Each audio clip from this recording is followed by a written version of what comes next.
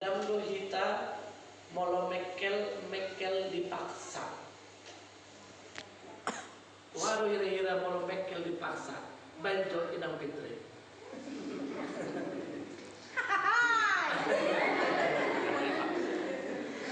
Iya, kadang-kala kita sering sekali menggunakan wajah, tawa, senyum dalam kepura-puraan. Saya yakin kita semua pernah. Alana aupe ya. Macam mana lah kita diajak gembira di dalam lagi remuk redang. Paling bagaimana kita bisa bersorak-sorai sementara hati kita lagi galau. Tapi perintah Tuhan, ini perintah Tuhan. Jadi kata bersorak itu memang harus dilakukan. Harus keluar dari hati. Loh Pak Pendeta, kalau nggak bisa bagaimana? Aku meninggalkan banyak beban di rumah. Aku lagi bermasalah dengan suami atau istri. Bagaimana aku mungkin bisa memancarkan sukacita di tengah umat? Makanya kalau boleh dibilang Tuhan perintah berarti kita harus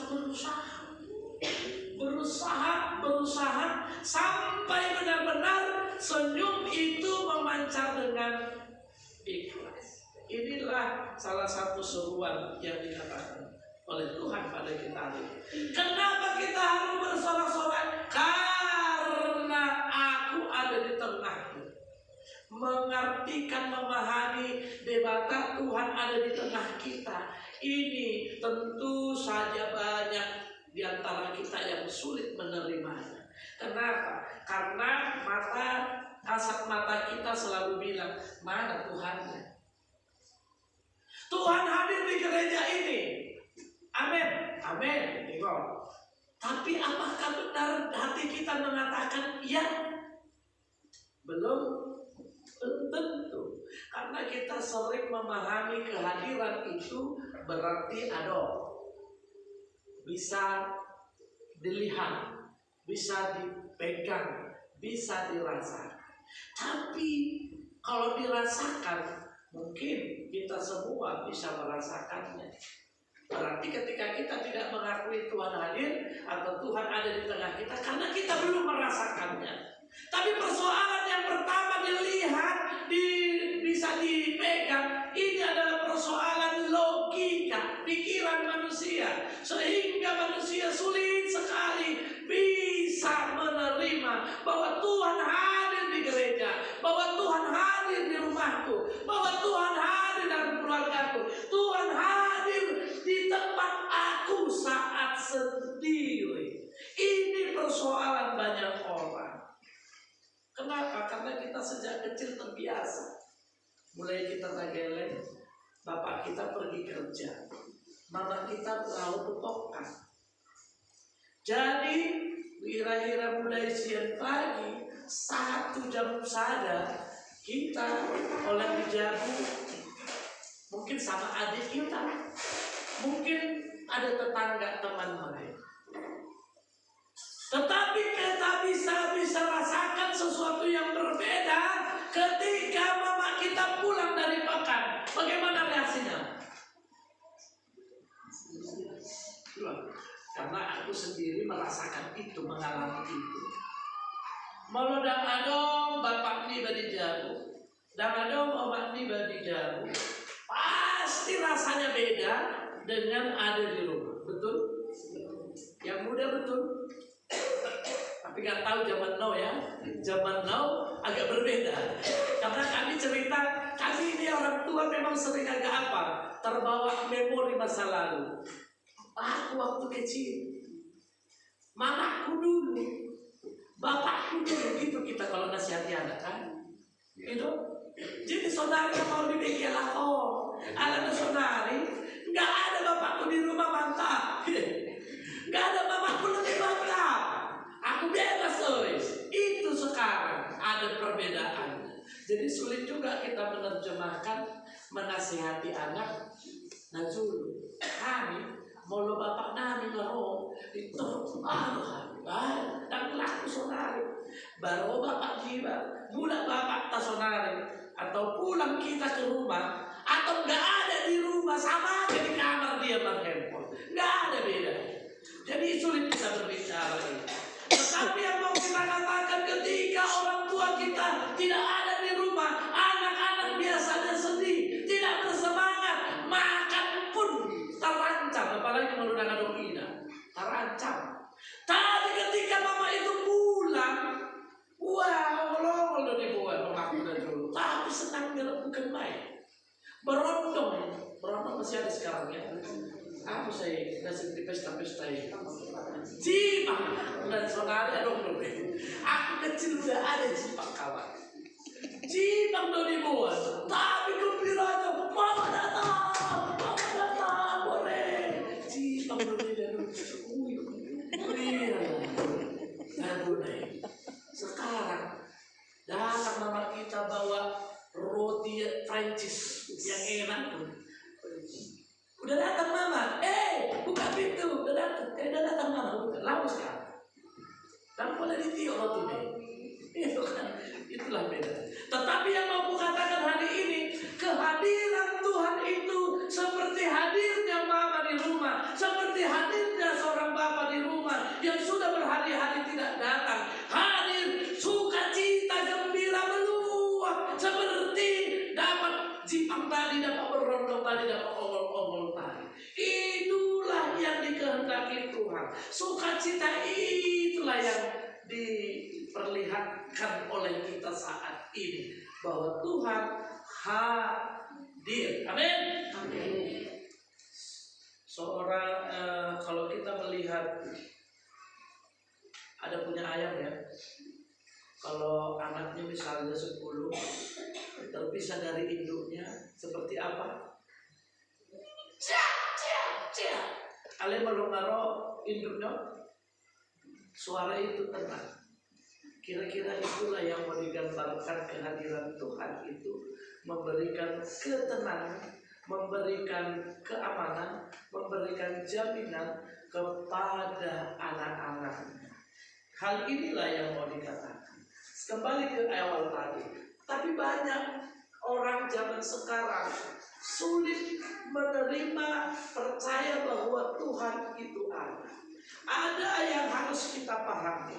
Nanti ini kepada adik-adik kami yang mau angkat CD, ini akan saya ajarkan. Ya. Ada 2 istilah yang sangat-sangat mendasar bagi iman Kristen: transenden dan imanen. Ada yang tahu arti transenden? Ada? Melohya hamu mana terpilih tuyul. Maka ini tembok, lalu dia masuk ke dalam, keluar lagi, nongol lagi. Itulah gambaran transenden. Artinya Tuhan tidak bisa dibatasi oleh ruangan. Tuhan tidak bisa dibatasi oleh penyekat apapun. Dia transenden.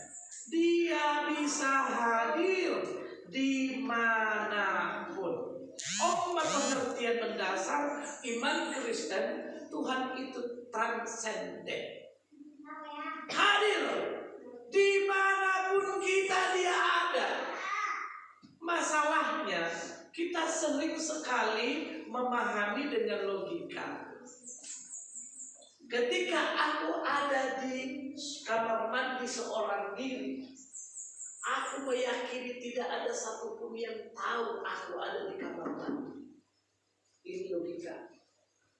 Tetapi iman Kristen, dope orang salahmu di kamar mandi, walaupun dirimu di kamar sendiri yang sudah ditutup dengan semua penyekat, Tuhan bisa dan hadir di sana. Amin. Ini harus kita pegang, karena kegagalan banyak pemuda-pemudi sekarang.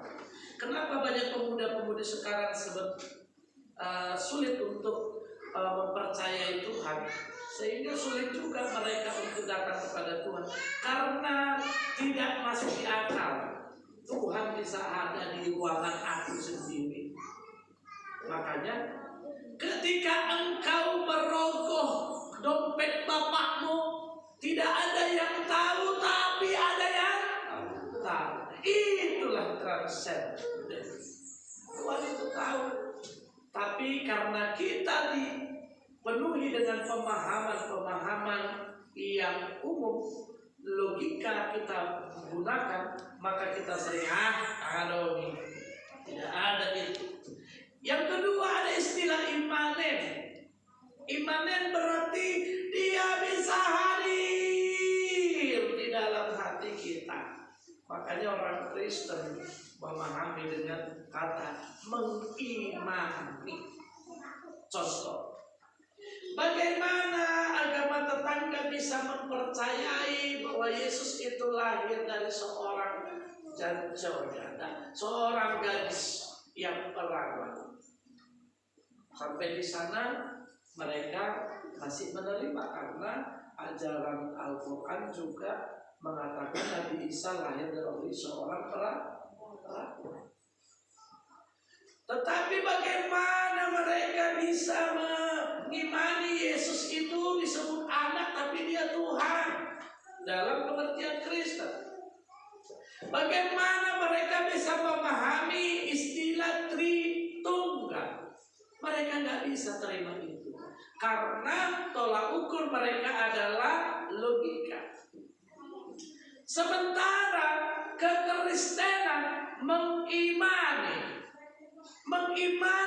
berarti mempercayai bahwa Tuhan itu tidak bisa dibatasi, tidak bisa dimengerti karena dia Tuhan, aku manusia. Sehingga hanya imanlah yang bisa meyakini sesuatu yang di luar logika dan masuk akal, alai, bisa dipahami, dimengerti, dipercaya oleh iman. Tahu. Inilah imannya, bisa mempercayai sesuatu di luar logika kita. Oleh karena itu saya memang mau menggarisbawahi bagi pemuda-pemudi kami supaya kata transenden, imanen ini mendarah daging. Kalian harus yakini, bila perlu paksa masukkan ke hati itu transenden imanen. Karena ketika kalian selalu mengeluarkan istilah transenden, Tuhan itu transenden, Tuhan itu imanen, kalian keluarkan, makanya sering sekali kalian murah sekali tergoda. Iman kalian murah digoyahkan. Bahkan perkembangan sekarang banyak muda-mudi kita yang pergi, kalau istilah tetangga, murtad. Kenapa? Karena nggak percaya dengan yang diimani. Hari ini Tuhan menyerukan sekali lagi, aku ada di tengah-tengahmu. Kenapa Tuhan menyerukan itu? Karena Jepanya menulis ini, karena mereka ada di dalam penderitaan. Raja yang mereka panuti, Manase, lalu turun lagi kepada anaknya, tidak takut akan Tuhan. Sehingga umat terpecah, umatnya tercerai-berai, masyarakat banyak yang menderita. Mereka hidup di dalam fitnah, mereka kemudian dibuang, dianggap sebagai orang asing, diabaikan, tidak dianggap dolma. Ini keadaannya yang mereka alami pada saat itu. Sehingga Tuhan menyerukannya lewat Jepanya, aku hadir. Oleh karena itu bergembiralah, bersoraklah. Amin.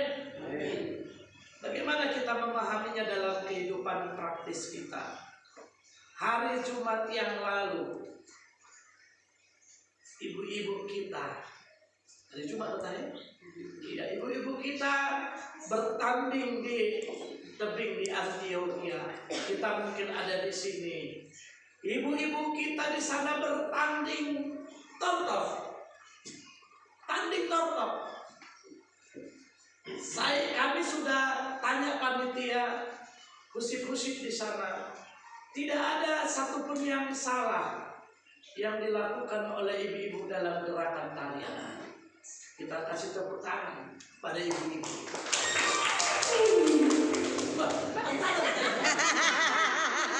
Iya, itu bergembira. Kenapa saya katakan kita kasih tepuk tangan? Karena resminya mereka hanya latihan 2 hari. Iya kan? Mereka latihan 2 hari. Memang waktu itu udah latihan kira-kira udah ada sebulan lalu ya. Latihan. Alaikum latihan ganti personel. Latihan ganti personel. Latihan pergi, latihan mengundurkan diri, latihan. Akhirnya yang tidak masuk kategori tadi, yang tidak ikut kian pun dipaksa Mado. Bayangkanlah kemana kita melihat Rensus jalan aja pun udah, apalagi nonton kan. Lalu ada lagi yang menarik, protokol yang membacakan nomor sekian, lalu foto bersama. Inilah di tengah-tengah mereka menghadapi banjir, masih saja mereka bisa tampil. Itu luar biasa. Karena aku sampai bilang pendeta udah wanti-wanti, karena udah kemarin ibu apa mengundurkan diri. Padahal waktu pertama semangat kali di rumahnya kita, di rumah lain mundur. Pergi beliau karena ada urusan yang lebih penting. Nah, ini sudah membuat kita khawatir. Kami sudah habiskan ke sana. Mungkin dari Maria Padang Tanggo. Loh kenapa? Kamu banjir. Dan sangat pikirannya laki be dan sangat orang tunggu dulu dan kena borak, apalagi bila zaman nonton dan sangat Tapi puji Tuhan 2 kali. Rasa paling hebat itu ada 2, yang pasti semua hanya 3 kali melatihan, tapi bisa tampil dengan baik, tidak ada kesalahan. Kecuali yang pertama dibilang yang ada salah. Tortornya, toba, bajunya baju. Nah ini yang nggak nyambung, jangan sebut bahwa Jadi kita bersyukur 2 hari ibu-ibu bisa membuktikan mereka pergi bertanding. Bagi saya mereka juara. Janganlah dipaksakan eheknya. Iya, dari hatiku aku melihat kita lah juaranya. Kenapa?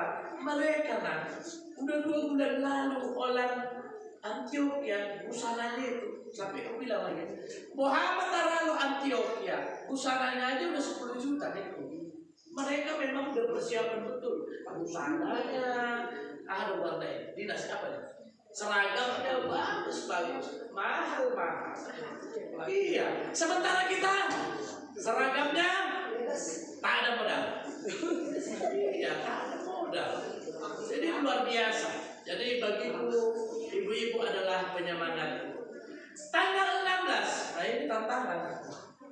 Tanggal 16 ada pertandingan vokal grup bapak-bapak. Muhammad kita. Oh iya, berani dong kita. Tanggal 16 hari Kamis ya. Berani kan kita vokal grupnya? Berani. Vokal grup. Karena aku sudah dengar rupanya ada bisi-bisi tetangga. Aduh, abang nabung kita di Sonjau. Iya kan? Ada yang jago kita karena loh, kok Indah menjawab? Kok tahu Indah? Jawab. Kok Indah tahu menjawab ke gereja? Iya, kok aku penasaran siapa Penasaran. Iya, aku udah dengar ternyata ada di Maloma.